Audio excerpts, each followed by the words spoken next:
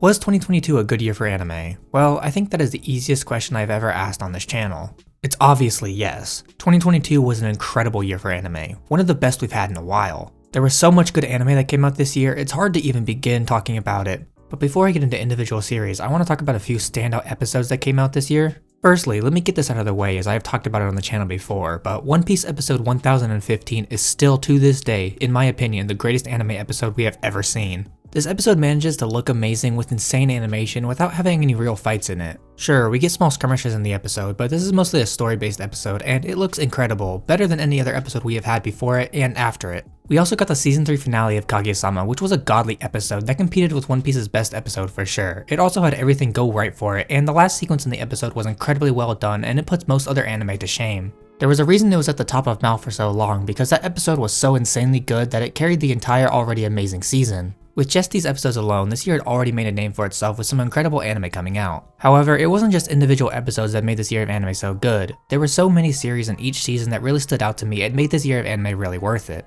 2022 is the best year of anime I have talked about on this channel.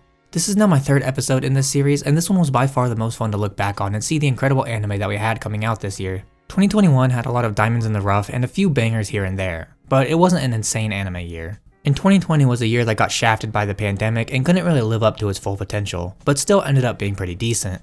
But 2022 was just a straight banger year. Every season had at least 2 anime that were insanely good. 2022 is a year I think most anime fans will be able to look back on fondly as a year that we had some insane highs, some awesome anime returning, and not so many lows. Let's start looking at the individual seasons and talk about some anime that I liked from them, starting with the winter season.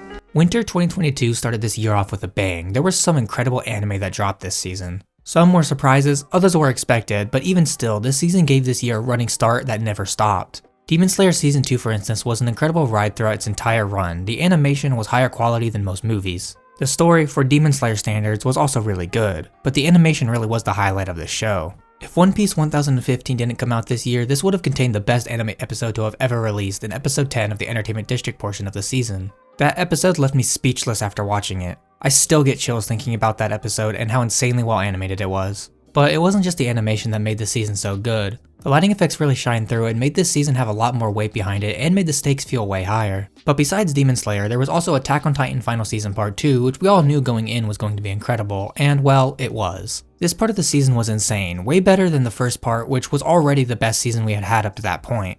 The story, character shifts, and surprises we get in this part of the story really threw me for a loop when I was watching the anime because my god, there was a lot of absolutely insane shit that was happening in this part of the season. However, despite how good both Demon Slayer and Attack on Titan were, there was another show that really took over all the conversation for this season in a surprise twist. My Dress Up Darling was the most talked about anime of the winter season. It's well deserved because the anime is incredible. The romance between the two main characters is done really well. Both of them complement each other a lot. And not in the literal sense, although that too, but more in their personalities meshing really well together. This anime avoided what a lot of rom-com anime, in my opinion, struggle with, which is cringe. Most of them are extremely cringy to watch and it makes it really unbearable to sit through sometimes. However, My Dress Up Darling was just a wholesome anime with a little bit of fan service that actually encouraged people to follow their dreams and passions no matter how against the norm it is. Which I personally think is the biggest appeal to this anime, even if people don't want to admit it and just say that it's for waifus, which I guess is also fine. Alright, there's one last anime from this season that I want to talk about, and this time it's not going to be a popular one, but I still think it's one that most people should watch because it is incredible, and that anime is Tokyo 24th Ward. This anime got completely overshadowed by just about every other anime coming out at the time. But this series surprised me personally with a good message being sent to people about trusting the people closest to you and believing in them. The series was also really well animated. It was also done by Cloverworks, same as My Dress Up Darling, which also looked good. But this series had some insanely well animated moments in it, some that got completely overshadowed by everything else coming out at the time. But honestly, in terms of just the animation portion, I think this series can compete with the best of them. The story was pretty good, however, the series really shined with its characters, which made you really connect with the story and made you want to see the protagonist succeed in his goal. There was no real bad guy in this show either. The antagonist was a guy who was trying to better the world of everyone around him, but went about it in the wrong way by taking away people's privacy. Which you could argue could make crime go down, but at what cost? Now you can't have secrets or really live a normal life. Which made the story really interesting as that is a pretty relevant topic to discuss in today's world. This series was so good and I am sad it got completely overshadowed by everything else in the winter season, so if you never checked it out, I recommend that you do it. It'll be a really good experience, I promise that.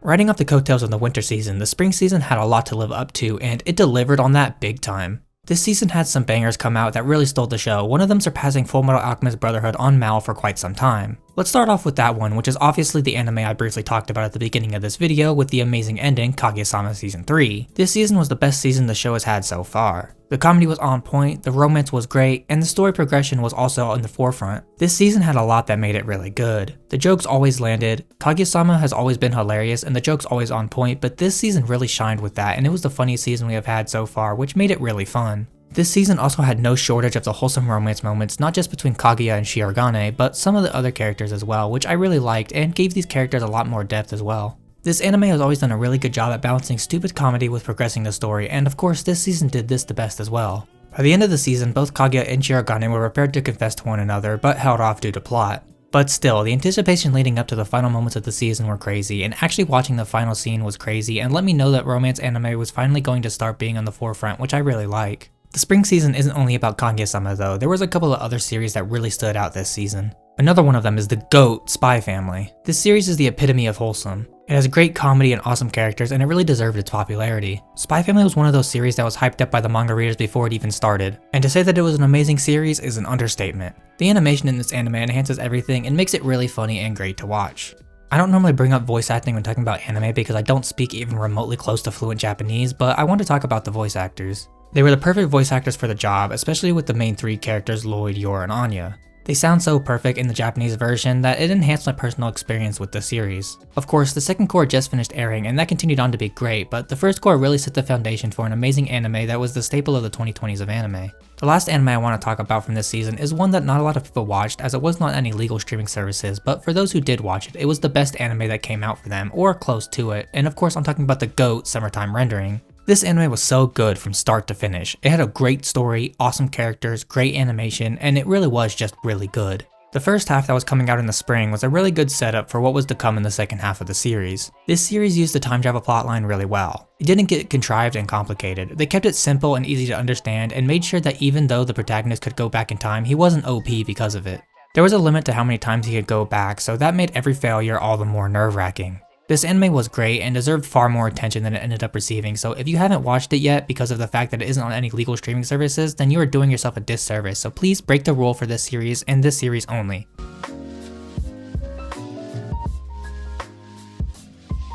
With 2 great seasons down, the summer season had a lot to live up to, and well, it did. There weren't as many absolute bangers in this season compared to the previous 2, but compared to the previous 2, it was by far the most consistently good. There were a lot of great sequels that came out this season, some we have waited years for, and were very solid continuations of their original seasons. The new and original anime this season is where it really shines though, with 2 shows for me really taking the spotlight. The first one being Licorice Recoil. Of course, you can't talk about 2022 anime without bringing this series up. This anime might just be the most consistently good anime we had all year, and it is certainly the best original anime we had. This anime didn't adapt any source material, which means it had a lot more room to play with its plot and characters without messing anything up, which is exactly what this series did. Licorice Recoil had some absolutely amazing characters in it. The 2 main girls, Shisato and Takina, ended up building a great relationship. The animation in this anime is godlike. Just like with Demon Slayer and One Piece this year, Licorice Recoil had some absolutely insane animation that really made all the action sequences in this anime pop off. The ending was incredible and was a very fitting end to this series as a whole. It felt like all the characters got the endings they deserved, when with how conclusive it was for a 12 episode anime, it is still really good all the way through. Alright, the next anime on the list of great anime of 2022 is Call of the Night. My god, this anime is so good. My favorite thing about this anime is the music. I haven't brought this up for any of the other series because it wasn't really relevant to them, but my god does the music in Call of the Night go so hard. Every single track is amazing and has a vibe that is so fitting to this show, and it really made the anime experience great. The rest of the show is really good as well though. If I had to pick the best part of the anime, then it would definitely be the animation and lighting that this series uses. It's so clean throughout its entire run. The animation is just smooth and looks so good. But the lighting is where it really shines. The lighting sets up the vibe for this show so well, it's actually insane. It looks gorgeous as hell almost every single episode. And with how goofy this series can be at times, it's a surprise to see just how good the series can look in any given shot of the series. Call of the Night is one of those series that I knew nothing about going in, so it was a pleasant surprise to see it be so good. Alright, lastly I'm going to talk about an incredible anime that dropped all at once on Netflix. I'm sure you know what that means. Yep, Cyberpunk Edge Runners is next. Firstly, before I begin talking about how much I like this series, and I want to say this, and again, no hate, I love this anime, but it is overhyped to all hell. Before I watched this anime, everybody was talking about how everything in this series is so good and that you have to check it out because it has everything. And although the series is incredible, I don't think it's as good as people say it is. That could also be because I went into the series with a pre-notion of all the hype, but I think my opinion would still be the same regardless of the hype or not. Now, let's get talking about why this series is great and the biggest reason for why I think it's overhyped. But first, the good stuff. This anime is beautiful. The backgrounds and character designs, everything gives off the aesthetics of a world fraught with corruption and greed, and you see that with how everything is laid out and how our main character gets treated at his school. But the lighting in a lot of this anime makes the scenes just gorgeous. When we zoom out to really see what it looks like, it is incredible. We even get a lot of really subtle movements that get highlighted really well with how well the series is animated. The music is also really solid, and just like with Call of the Night, it has a vibe and tone to it that works perfectly for the series at hand and is super unique and not just generic anime track number 1. Now to my criticisms, and there's only really one big one: the pacing. I hate the pacing of the story. It is way too fast. I got no time to get invested in any of the characters, so when the stuff happens and I'm supposed to cry, I didn't. I wasn't given enough time with the characters to really feel for most of them. Besides David and Lucy, who are the two main characters, the rest of them I just couldn't get invested in, which sucks because I really wanted to. I love Maine, Falco, and hell, even Kiwi. But I just never got enough time with them to really get invested in their stories or feel for them when the stuff goes down in the story. I still really like this series and recommend it if you haven't watched it, but this is a big drawback I think people should know about before going into this series.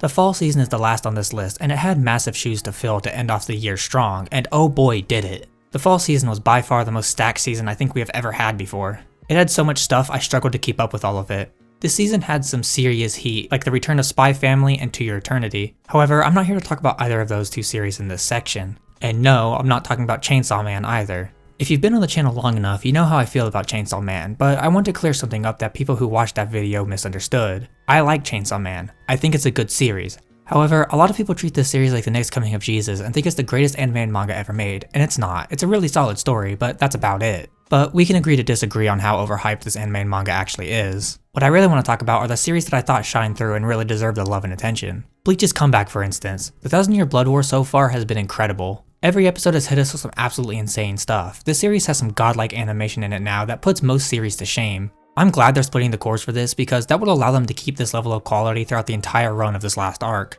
Bleach has really shined through this season and it actually makes me happy. Even though I haven't been a Bleach fan for all that long, to see a series that ended over a decade ago come back and still be just as, if not more popular than it was back then, makes me excited for any future projects or series that I did grow up with. A series that no one expected to rise to the heights that it did this season, but is well deserving of its popularity, is Bocchi the Rock. The entire run of the series was incredible. The comedy was great, the characters relatable, the music banging, and the animation super unique and solid. This anime came out of nowhere and took the community by storm with how great it was. Bocchi is a super relatable character, and although she's an example of the extremes of social anxiety, it is still super relatable and hilarious to see what kind of dumbass shit she is going to say or do when trying to be cool. The growth we see her go through as well makes the series worth it, plus the music is banging, so you know that's another plus. The next one I want to talk about is the absolutely insanely good anime that is Mob Psycho 100. The last season of this anime was perfect, and me and many others couldn't have asked for more. This season kept the awesome comedy and insane animation that it is known for. Plus, the final episode was perfect. It took everything the series was leading up to throughout its entire run and made it all culminate in an absolutely insane final episode. The last season was something that many fans, including myself, were really looking forward to before it even got announced to be coming out, and it absolutely lived up to all those expectations and more. And to bring it all together, the biggest hidden gem of hidden gems, Raven of the Inner Palace. Please, if you have not seen this series, watch it. I beg of you, it is so good and did not get the love it deserved. This was far and away my favorite anime this season. Raven of the Inner Palace was a really interesting series that took place in ancient China. The setting for the series works so well. The character writing in this anime is next level good. The series is also gorgeous. It has the perfect lighting and solid animation. And this series is one of the few series that has a more godlike ED than OP, and it really shows. This anime is great, and I beg of you, if you haven't watched this anime, please do so because it is incredible.